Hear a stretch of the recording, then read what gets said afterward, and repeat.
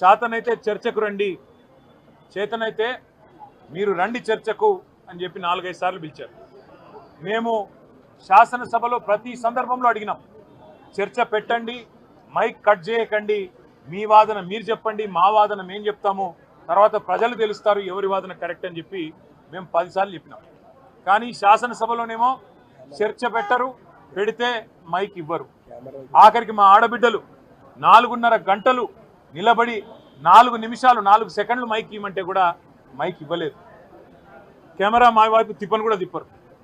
అందుకే మొన్న ముఖ్యమంత్రి గారు ముచ్చటపడి కేసీఆర్ వస్తారా, కేటీఆర్ వస్తారా, రైతు సంక్షేమం కోసం కాంగ్రెస్ ఏం చేసింది, బీఆర్ఎస్ ఏం చేసింది, ఎక్కడ చర్చకు వస్తారో రండి అని ముఖ్యమంత్రి గారు ముచ్చట పడితే తప్పకుండా ముఖ్యమంత్రి గారి సవాల్ను మేము స్వీకరిస్తున్నామని చెప్పి, మరి కేసీఆర్ గారు వస్తారా, కేటీఆర్ వస్తారా అంటే నీ స్థాయికి కేసీఆర్ గారు అవసరం లేదు, మేము సరిపోతామని చెప్పి ఆయన సవాల్ను మేము స్వీకరించి ముఖ్యమంత్రి గారికి అదే రోజు నేను విజ్ఞప్తి చేసిన, అయ్యా మీరు ఎక్కడ రమ్మంటే అక్కడికి వస్తా, అసెంబ్లీకి రమ్మంటే అసెంబ్లీకి వస్తాం, లేదా నీ జూబ్లీ హిల్స్ ప్యాలెస్కి రమ్మంటే ప్యాలెస్కి వస్తాం, లేదా సెక్రటేరియట్లో పెడితే సెక్రటేరియట్కి వస్తాం, అంబేద్కర్ కాడ చర్చ పెడతానంటే ఆడికి వస్తాం.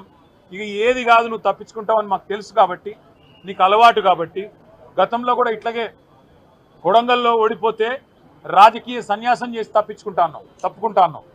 3 నెలల్లోనే మాట మార్చి మళ్ళీ పార్లమెంట్లో పోటీ చేసినావు. అట్లాగే హైదరాబాద్ GHMCలో బీఆర్ఎస్ కనుక సొంతంగా గెలిస్తే నేను రాజకీయాలు సన్యాసం తీసుకుంటా అన్నావు, అప్పుడు మాట తప్పినావు.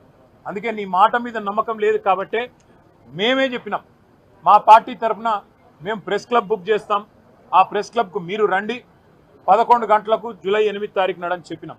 మీరు చెప్పినట్టుగానే కొడంగల్లో ఎక్కడో కాదు, ముఖ్యమంత్రి గారి సొంత నియోజకవర్గం కొడంగల్లో కూడా ఇంతవరకు రైతు బంధు పడని 670 మంది జాబితాతో సహా, రైతుల జాబితాతో సహా, వాళ్ళ పేర్లు, ఫోన్ నంబర్లు, వాళ్ళ ఇంటి అడ్రస్తో సహా మేము చర్చకు సిద్ధమై బయలుదేరిపోతా ఉన్నాం.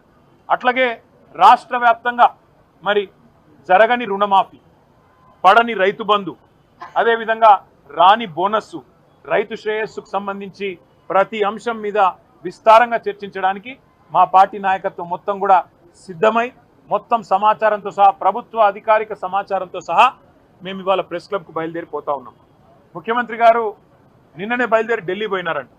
మేము అనుకున్నాం వస్తారేమో అనుకున్నాం, ఆయనే ముచ్చటపడి పిలిచిండు కదా వస్తారేమో అనుకున్నాం, రావడం లేదని నేను అనుకుంటా ఉన్నాను, ఎందుకంటే ఢిల్లీలో ఉన్నానని చెప్తున్నారు.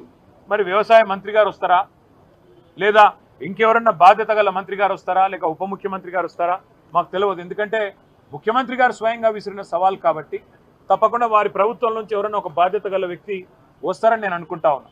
మేము పోతాము, అక్కడ ఎదురు చూస్తాం.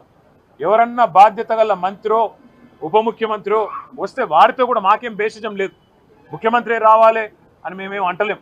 ముఖ్యమంత్రి గారి తరఫున ఒక మంత్రి వచ్చినా వారితో చర్చించడానికి మేము సిద్ధంగా ఉన్నాం.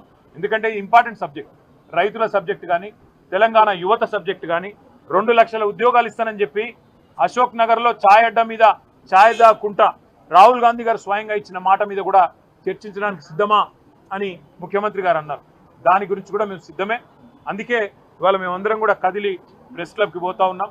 అక్కడ ఎవరో ఒక మంత్రి గారు, బాధ్యత గల మంత్రి గారు వచ్చినా చర్చించడానికి మేము సిద్ధంగానే ఉన్నామని చెప్పి తెలియజేస్తూ, మరి ముఖ్యమంత్రి గారు మాట నిలుపుకొని తప్పకుండా హాజరు కావాలని, ఇవాళ హాజరు కాలేని పక్షంలో మరొక రోజు వారు ఏ స్థలం చెప్పినా, ఏ తేదీ చెప్పినా, ఏ రోజు చెప్పినా, ఏ డేటు ఏ టైం చెప్పినా తప్పకుండా మేము వస్తాము మా పార్టీ తరఫున మళ్ళొకసారి వారి సవాల్ను స్వీకరిస్తూ, వారికి విజ్ఞప్తి చేస్తూ, చర్చలో తప్పకుండా ఎవరైనా మంత్రి గారు వస్తే వారికి కూడా ముఖ్యమంత్రి గారికి చెప్పాలనుకున్న అన్ని విషయాలు, రాష్ట్రంలో రైతులకు జరుగుతున్న మోసాలు, రాష్ట్రంలో రైతులకు చేస్తున్న అన్యాయం మీద వివరించి చెప్పడానికి మేము సిద్ధంగా ఉన్నామని మళ్ళొకసారి తెలియజేస్తాం.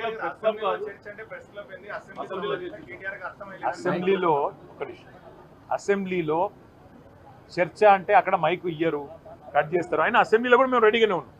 మైక్ కట్ కాకుండా, మైక్ కట్ చేయకుండా మా వాదన మమ్మల్ని వినిపించే అవకాశం ఇవ్వనండి. కెమెరా మాదికు పెట్టరు, మైక్ కట్ చేస్తారు.